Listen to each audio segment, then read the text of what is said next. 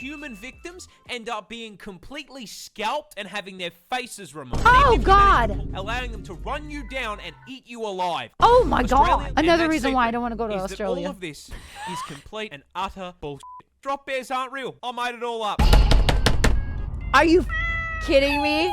Are you kidding me? MoreParz. More. Australia has just found zombified bugs.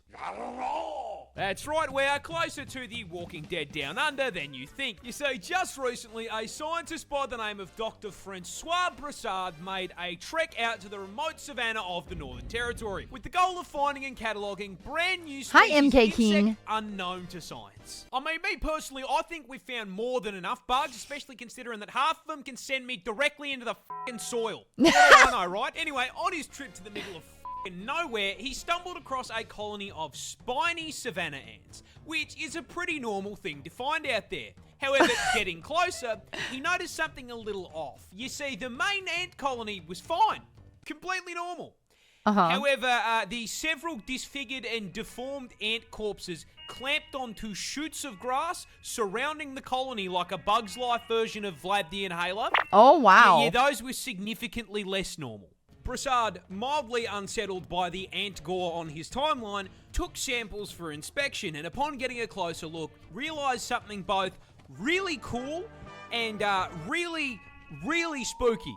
Oh. The ants had been overtaken by fungus. Big old red ones. More accurately, a previously unknown strain of the cordyceps fungus, infamous Whoa. around the globe for its ability to create zombie bugs. And the way it does it is unbelievably horrific. You see, it begins with a spore landing on an ant and producing a thin, rope-like strand that penetrates and attaches to their exoskeleton. Oh my God. So like, one of those, oh my, no way. Like the alien? Like Alien? Oh, what? Oh my God, that's creepy. That's creepy as shit. Oh my God, if they make that like human size, that sounds good. That's bad. That's bad, chat. that's not good. Nope. At which point, the ant gets a little timer on his hotbar, counting down to a family little reunion timer. with his ancestors. Once inside, the fungus begins to take control of the ant's body and brain function, completely changing their behavior, replacing their colony-focused mindset with one single goal: climb. Its fungus-riddled mind drags its rapidly deteriorating body to the closest high point, which is usually a plant, with its final act being to clamp its mandibles onto the stem in a death grip. Finally succumbing to the infection and being completely consumed, its corpse blossoming into a fully grown cordyceps fungus and raining down spores onto the rest of the colony. Oh, wow. So literally it infects every one of those ants. Oh, wow. That's so trippy. And so that carrier, that ant that carried it, spreads it to the colony. Whoa, that's so trippy. To continue the cycle of infection. Now look, I know this fungus is found elsewhere in the world, but it's a new strain and it was found in Australia. With my luck, I'm going to be playing The Last of Us against couch-sized spiders within the fucking week. Hopefully not. Hopefully not. That would be a nightmare. That would be a nightmare. This animal will peel your face off like a banana. Introducing the one creature that strikes fear into the hearts of every Aussie. The infamous, terrifying drop bear. A species of predatory marsupial exclusive to the land down under. So wait, is it like this monstrous looking like koala bear, or like what the hell is that? It's just a koala, but it looks terrifying. It looks so scary. What do you mean? This genuine nightmare may seem pretty normal at first, closely resembling the koala bear, and Right. that is by design. You see, the drop bear is an ambush predator, patrolling the branches of the eucalyptus tree and using their keen sense of smell to detect incoming prey. And once they can smell you approaching, they will position themselves in the leaves of the trees. Wait, koala bears don't have like big fangs like that either, right? So it's like technically that would be like a vampire, but it doesn't drink blood. So I don't know. Sniffa. being basically impossible to Princess. spot unless you're actively looking for them. It And looks even if you do cute. see I know, them, right? You're automatically going to assume it's Hi, koala. Emperor. Hello, And how that you assumption doing? is probably going to be the last mistake you make, because walking under these things is inviting the most painful death you can think of. Oh, damn. Once you've walked into range, the drop bear will launch itself from a tree and aim directly for your head. Oh, God. Small animals will often be clapped on impact, as the 20-kilo drop bear launched itself out of the tree so fast that it snaps their spine. Ouch. And they're the lucky ones, because Hi, once they Belfry. make contact with your head, drop Its claws bears will are the immediately problem, yeah. puncture your scalp with their forepaws and lash Holy. on like a fuzzy little face hugger.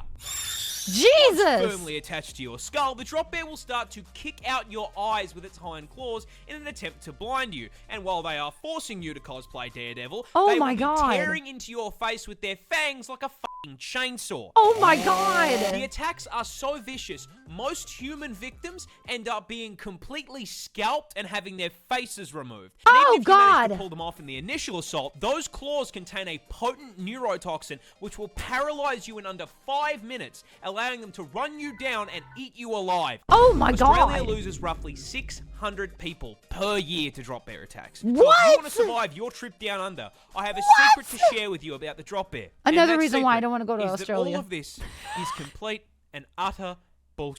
Drop bears aren't real. I made it all up. April Fool's cunt.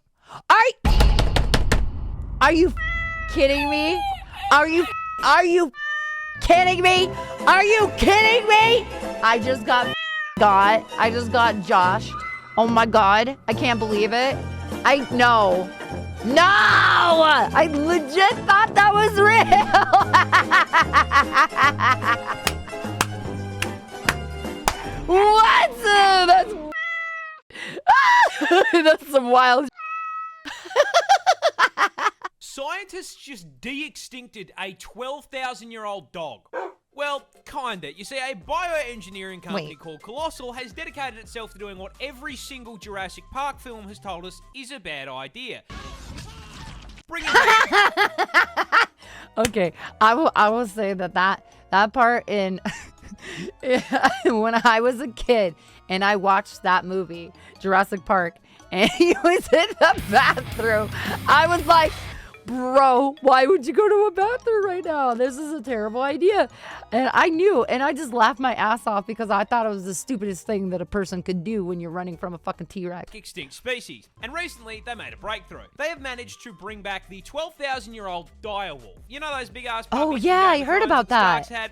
Yeah, those were actually a real-ass animal, alive during the late Ice Age. Yes, And yes. The best way I can describe them to you is, Yeah, you said that. basically I knew a it. wolf on steroids. Yeah, buddy! These things were bigger, faster, and stronger, estimated to have the highest bite force. So they brought it back like Jurassic Park, right? But they also, so they have puppies. The puppies are growing right now, and they're trying to repopulate the population of direwolves, if I remember correctly. Canine.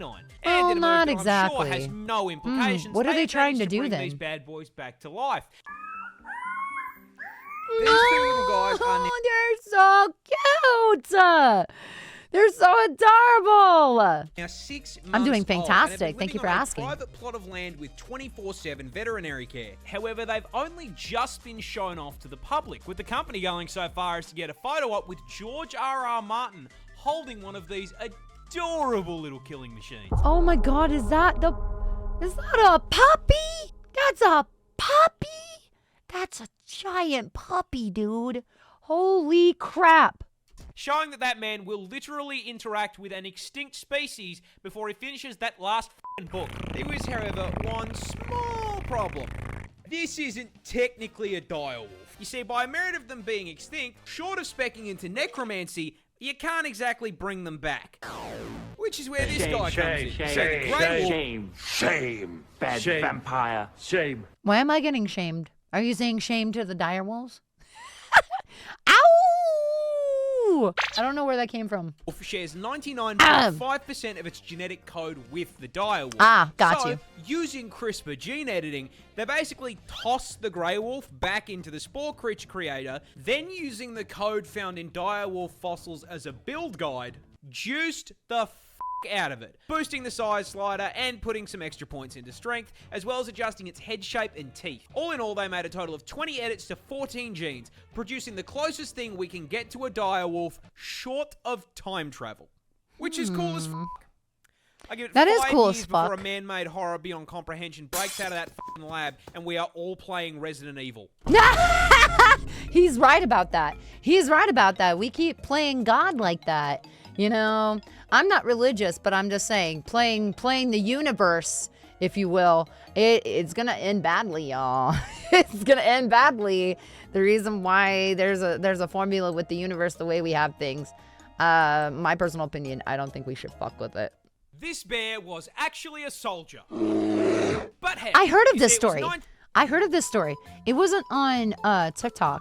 It was on TikTok, but he didn't actually cover this. Somebody else talked about this bear, and it's really interesting.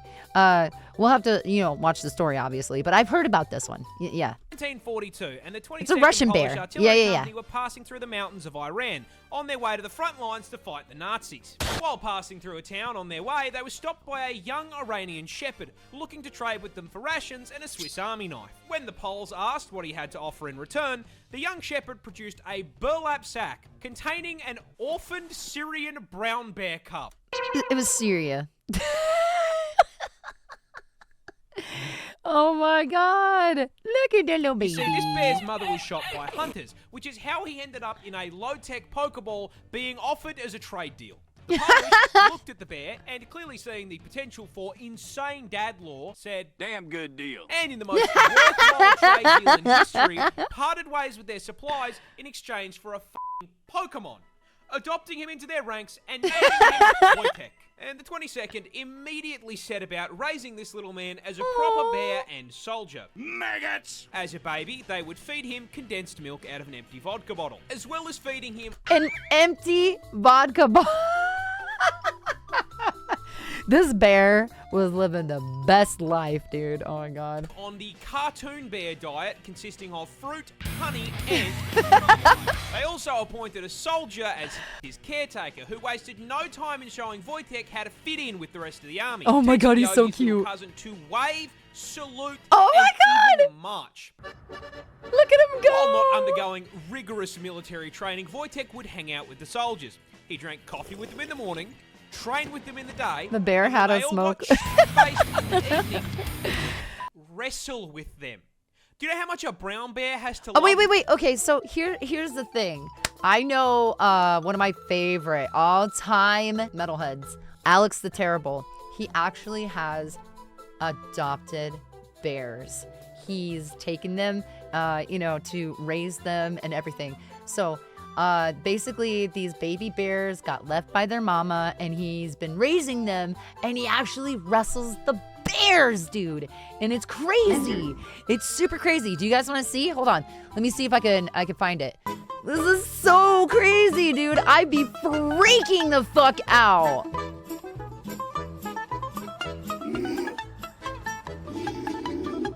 That's him growling. That's him, not the bear. That's Alex. That's Alex.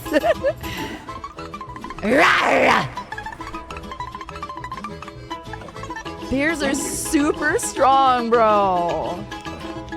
The fact that he can do that is fucking mind-blowing to me. I do believe this story. It is real. You to wrestle you. On top of the rations, they would also feed I seen Wojtek that one. treats in the form of beer and cigarettes. They let the bear Wait, I'm sorry. The bear can smoke? The bear can smoke? I'm confused. How?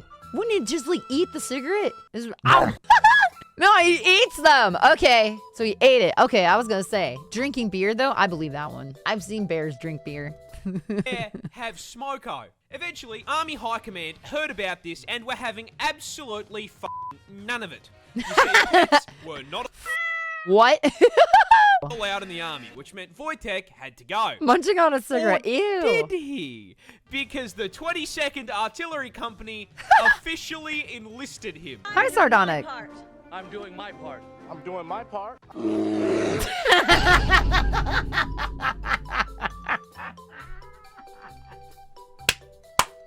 Hold on, wait. I had to rewind that. Chat. That was way too funny. I'm doing my part. I'm doing my part. I'm doing my part. Starship Bear Troopers, yeah. Oh my god, that's funny. Oh my god. Roar. Wojtek was given a serial number and granted the I rank don't know, of that private. tickled me so when much. confronted Hi, about the Jimmy. very conspicuous bear All right, in their I'll ranks, start some bones they after simply this went, one. That's not a bear, that's Private Wojtek. Wojtek took his new role very seriously, as during the Battle of Monte Cassino in 1944, Wojtek began using his bulk to transport artillery shells and ammo to soldiers engaged in combat. No They had way. a fucking resupply bear. For his bravery, he was promoted to the rank What? of corporal, and the 22nd changed No their insignia way. to a bear carrying an artillery shell. This absolute unit That's crazy. smoked, drank, and dropped artillery on the Nazis. Based. Chad Bear. Resupply Bear. Thank you so much for watching. If you enjoyed this video, make sure you like this video. Also, make sure that you subscribe so you can see future content. If you want to check me out on Twitch, I'm very active. Friday, Saturday, Sunday, and Monday. And hugs to death.